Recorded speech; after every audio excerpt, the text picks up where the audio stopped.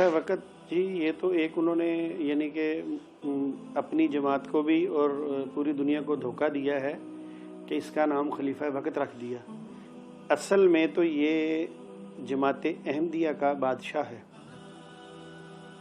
और बादशाह जो हुक्म देता है वो नीचे मानना पड़ता है।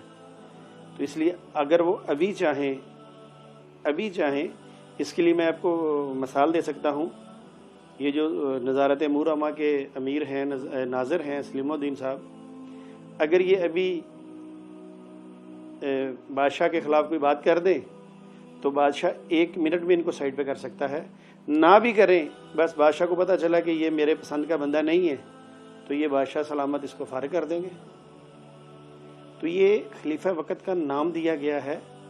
ये असल में बादशाहत है। खलीफा वक़्त की तहत असल में इस तरह होती है कि बचपन में जब हम इस्लामियत पढ़ते हैं तो हम सबसे पहले तो मोहम्मद रसूलुल्लाह का नाम लेते हैं सल्लल्लाहु अलैहि वसल्लम, उसके बाद खुलफाए राशिदीन आ जाते हैं। तो हमें यही बताया जाता है कि जिस तरह वो खुलफाए राशिदीन थे इसी तरह ये मसीह मौत के खुलफा हैं। जिस तरह उनका हुक्म मानना, उनकी इज़्ज़त करना हम पे फ़र्ज़ है, इसी तरह ही इनकी भी इज़्ज़त करना, इनका भी वही मकाम है। ये हकीम नूरुद्दीन को हज़रत अबू बकर सिद्दीक़ के दर्जे पे मानते हैं और ये जो मिर्ज़ा बशीरुद्दीन महमूद है इसको अमीरुल मोमिनीन भी कहा जाता है। यही वजह है कि हम बचपन में पढ़ते हैं कि मसीह मौत के सहाबा रज़ी अल्लाह ताला अन्हु लिखा होता है साथ, तो फिर हमारे ज़हन में वो बराबर का कॉन्सेप्ट आ जाता है कि ये बिल्कुल बराबर हैं।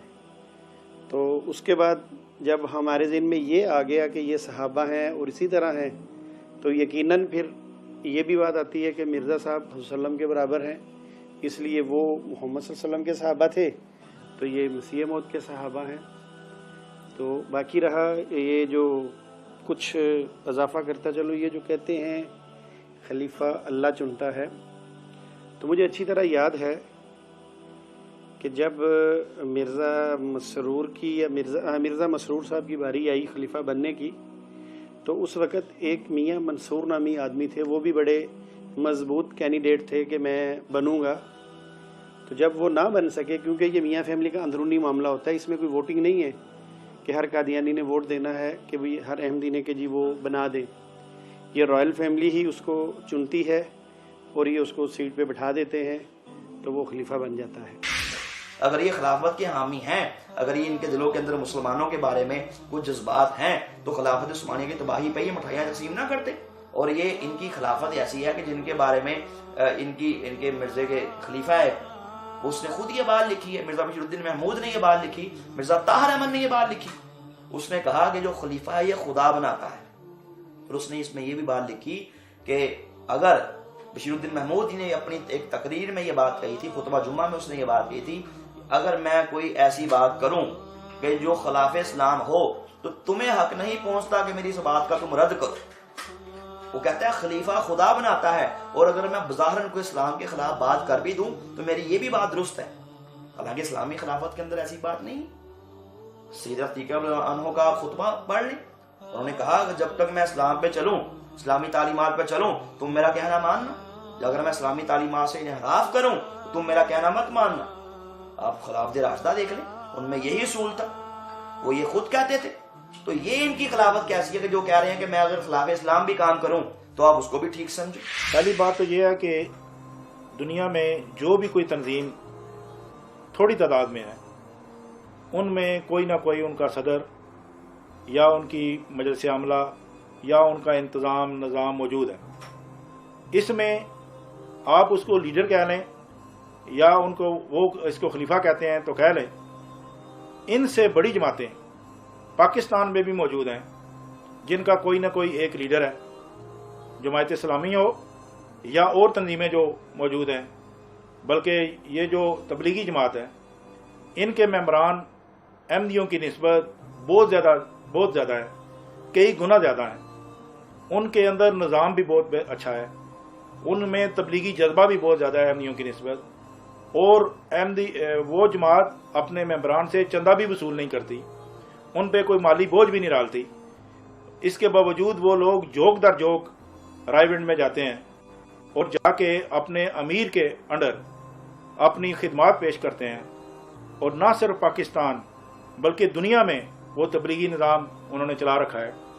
فرق صرف یہ ہے کہ ان کا جو ہیڈ ہے وہ اپنے آپ کو خلیفہ نہیں کہتا، اور وہ یہ سمجھتا ہے کہ خلافت جو ہے اس کا تقدس کیا ہے۔ نگر کا ماحول ایسا ہے کہ اگر کوئی بندہ وہاں رہ کے یہ کہہ دینا کہ میں جماعت کو نہیں مانتا، تو وہ اس کو کسی بھی ذریعے سے پھنسا کے اتنا مارتے ہیں کہ وہ بندہ بس خاموش ہو جاتا ہے کہ میں جیسا بھی ہوں میں ٹھیک ہوں۔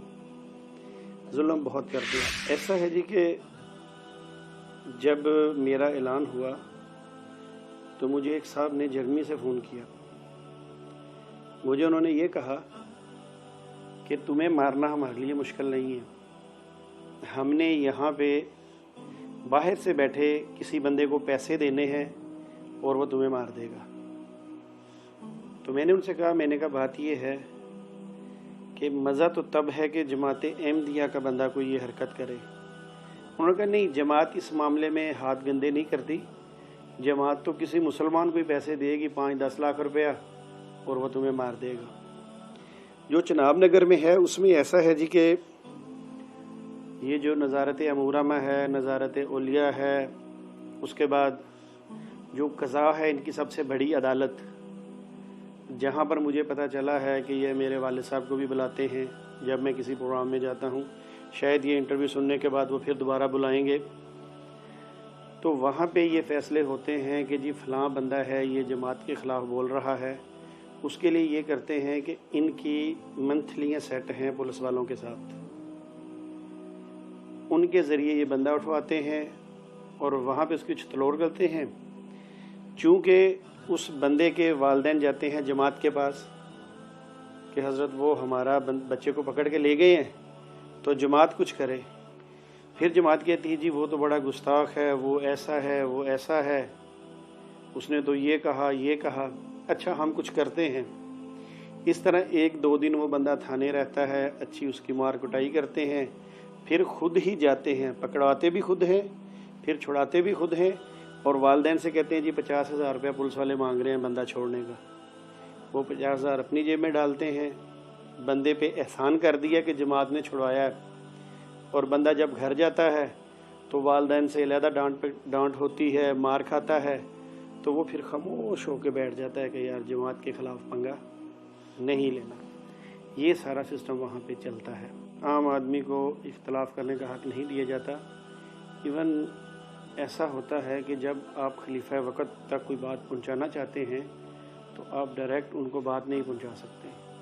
اگر آپ چناب نگر میں ہیں، آپ ان کو فیکس کرتے ہیں یا کچھ بھی کرتے ہیں تو وہ جو خلیفہ وقت کے وہاں پہ بندے بیٹھے ہیں پہلے ان کے پاس جاتی ہے، وہ پھر اس بات کی تصدیق کرتے ہیں چناب نگر سے، کیا یہ بات فلاں محلے سے فلاں بندے نے لکھ کر بھیجی ہے، اس کا کیا کرنا ہے۔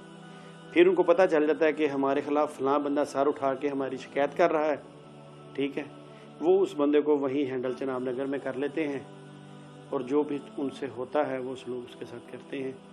خلیفہ وقت تک تو تقریباً 90% باتیں نہیں پہنچتی۔ خلیفہ وقت کو نہ فون کرنے کی اجازت ہوتی ہے اور نہ ہی خلیفہ وقت خود فون سنتا ہے، کیونکہ اگر حضرت عمر فاروق جیسے خلیفہ وقت ہوں تو پھر تو وہ اپنے عوام کی بات سنیں، فکر مند ہوں۔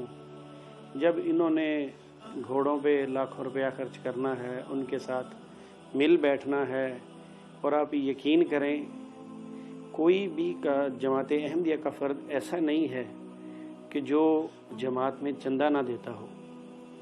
یہ آج جماعت جتنی امیر ہے اس کی وجہ یہی ہے کہ ہر فرد جو ان سے ہے وہ چندہ دیتا ہے، بے شک اس کے گھر میں کھانے کے لیے ہے یا نہیں ہے۔